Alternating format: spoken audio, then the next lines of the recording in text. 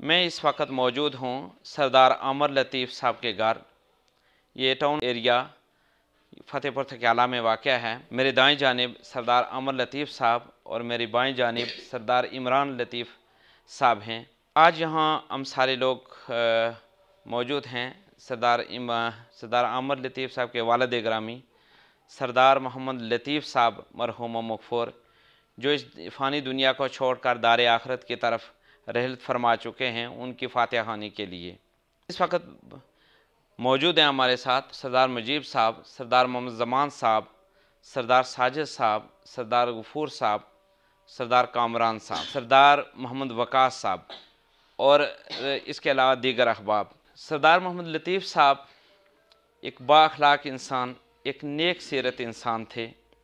अल्लाह तबारक व तआला ने आपको बेशुमार खुसूसियात से भी नवाज रखा था, बेशुमार खूबियों से नवाज रखा था। सरदार मोहम्मद लतीफ़ साहब ने पाकिस्तान आर्मी के अंदर अपनी खिदमात पेश की और रिटायरमेंट के बाद वो शोबे तजारत से वाबस्ता हुए। अल्लाह तबारक व तआला ने आप पर कामयाबियों के बेशुमार दरवाज़े खोल दिए थे। आप शोबे तजारत से जब वाबस्ता हुए तो आप इस फ़तेहपुर थक्याला के बड़े ताजर के तौर पर सामने आए। आपने अपनी औलाद की भी बेहतरीन तरबियत की, बेहतरीन अखलाक से नवाजा। उनकी तरबियत का नतीजा है कि आज उनके 4 साहबजादे हैं और 3 साहबजादे सरदार आमर लतीफ़ साहब, सरदार इमरान लतीफ़ साहब, सरदार कामरान लतीफ़ साहब फ़तेहपुर थक्याला के सीनियर ताजरों में उनका नाम आता है। सरदार इरफान लतीफ़ साहब जो आला तालीम याफ्ता हैं और अपनी खिदमात इस वक्त UAE में दे रहे हैं। मैं सोच रहा था कि एक इंसान को कामयाबियाँ कैसे मिलती हैं और ख़ास कर शोबे तजारत में एक इंसान कैसे कामयाबियाँ समेट सकता है। तो इसके लिए ज़रूरी है कि देखा जाता है कि इंसान अखलाकी तौर पर कैसा है। अगर अखलाक जिस इंसान का अच्छा है, वो ज़िंदगी के जिस शोबे में भी कदम रखेगा, कामयाबियाँ उसके कदम चूमेंगी। और ख़ास कर तजारत में, हम तजारत का जब नाम लेते हैं तो हमारी नज़र मशहूर सहाबी हज़रत अब्दुर्रहमान इब्न औफ़ रज़ी अल्लाह तआला अन्हो पर जाती है। ये टॉप 10 सहाबा में आता है इनका नाम, यानी इनको अशरा मुबशरा में शुमार किया गया है। ये वो खुशकिस्मत सहाबी हैं जिन्हें प्यारे आका सल्लल्लाहु अलैहि वसल्लम ने ज़िंदगी में ही जन्नत की बशारत दे दी थी। ये भी शोबा तजारत से वाबस्ता थे और हज़रत अब्दुर्रहमान इब्न औफ़ रज़ी अल्लाह तआला अन्हो ने जब इस दुनिया से इंतकाल फरमाया तो आपने 3 अरब 10 करोड़ और 20 लाख दीनार छोड़े। एक दीनार 4.5 माशे का होता है। इनको अगर आज आप 4.5 माशे से 3 अरब 10 करोड़ 20 लाख को अगर मल्टीप्लाई करें तो इसके साथ पूरा मुल्क खरीदा जा सकता है।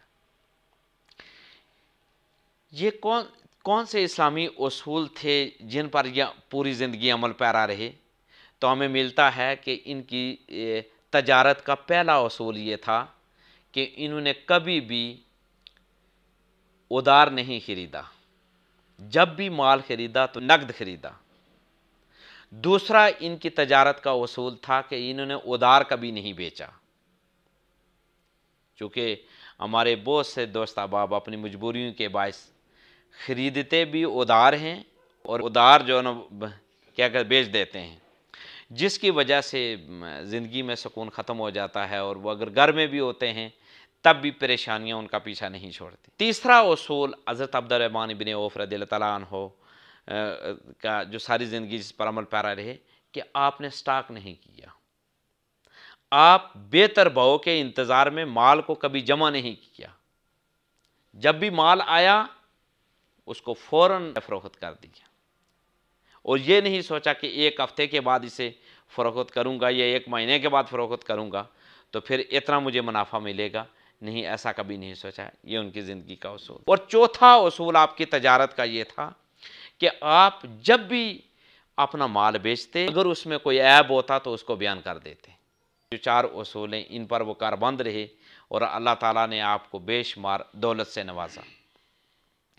تاجدار کائنات صلی اللہ علیہ وآلہ وسلم کی تعلیمات پر اگر ہم ڈیپلی دیکھیں تو پیارے آقا صلی اللہ علیہ وآلہ وسلم نے ارشاد فرمایا کہ من غشا فلیس منا، جس نے ملاوٹ کی یا جس نے دھوکہ دیا وہ ہم میں سے نہیں ہے۔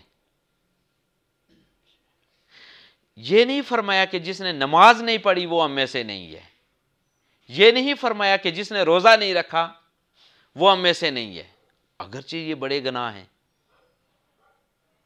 اگرچہ یعنی بڑے گناہوں میں ان کا شمار ہوتا ہے، لیکن یہ آقا علیہ الصلوۃ والسلام نے نہیں فرمایا۔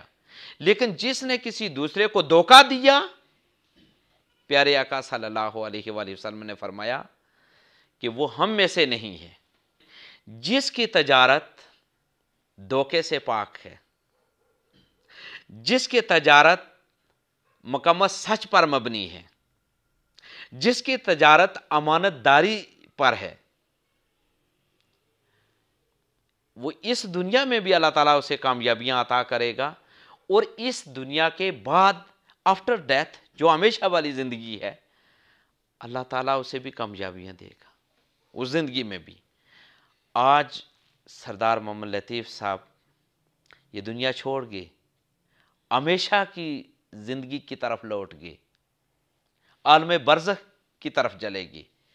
اب لاکھوں برس عالم برزخ میں وہاں سٹے کرنا پڑے گا، پھر اس کے بعد عالم محشر، اور پھر جا کے عالم آخرت۔ تو اس جو مختصر زندگی ہے، ہم اس زندگی کو گزارنے کے لیے اگر جو انسان یعنی ہمیشہ ان خوبیوں پر اگر نگاہ دوڑائے تو کبھی ناکام نہیں ہو سکتا۔ پیارے آقا صلی اللہ علیہ وآلہ وسلم سے پوچھا گیا، یا رسول اللہ صلی اللہ علیہ وسلم، ایک مومن بزدل ہو سکتا ہے؟ پیارے آقا صلی اللہ علیہ وسلم نے فرمایا ہاں ہو سکتا ہے۔ آقا علیہ الصلوۃ والسلام کی بارگاہ میں عرض کیا گیا، یا رسول اللہ صلی اللہ علیہ وآلہ وسلم، کیا مومن بخیل ہو سکتا ہے؟ پیارے آقا صلی اللہ علیہ وآلہ وسلم نے فرمایا ہاں ہو سکتا ہے۔ پھر آقا علیہ الصلوۃ والسلام کی بارگاہ میں عرض کیا گیا، یا رسول اللہ صلی اللہ علیہ وآلہ وسلم، کیا مومن جھوٹا ہو سکتا ہے؟ تو پیارے آقا صلی اللہ علیہ وآلہ وسلم نے فرمایا نہیں، مومن جھوٹا نہیں ہو سکتا۔ یہ کیسے ممکن ہے کہ کوئی شخص جھوٹ بول کر اپنے مال کی خوبیاں بیان کر کے اسے فروخت بھی کر رہا ہو اور وہ مومن بھی ہو؟ یہ نہیں ہو سکتا۔ صحاح ستہ کی حدیث مبارکہ میں آپ کی خدمت میں رکھ رہا ہوں کہ جو تاجر سچا بھی ہو اور امانت دار بھی ہو، قیامت والے روز وہ شہداء کے ساتھ، صدیقین کے ساتھ اور انبیاء کے ساتھ ہوگا۔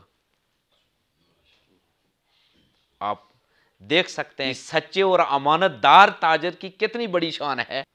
میں ایک دفعہ پھر اللہ تعالیٰ سے دعا کرتا ہوں کہ ہمارے بزرگ سردار محمد لطیف صاحب مرحوم و مغفور، اللہ تعالیٰ ان کو جوار رحمت کے اندر جگہ عنایت فرمائے، آخرت کی جملہ منازل ان کے لیے آسان فرمائے۔ وہ اپنے خاندان اور اپنی فیملی کے بڑے تھے، ان کے اٹھ جانے کی وجہ سے ان کے بیٹے، ان کی بیٹی، ان کی زوجہ، ان کے جملہ عزیز و اقارب، ہم سب سارے دکھی دل کے ساتھ ہیں۔ میں سب کے لیے دعا کرتا ہوں، اللہ تبارک و تعالی حضور علیہ الصلوۃ والسلام کے صدقے سب کو صبر جمیل عطا فرمائے اور اس صبر پر اجر عطا فرمائے۔ وآخر دعوانا ان الحمد للہ رب العالمین۔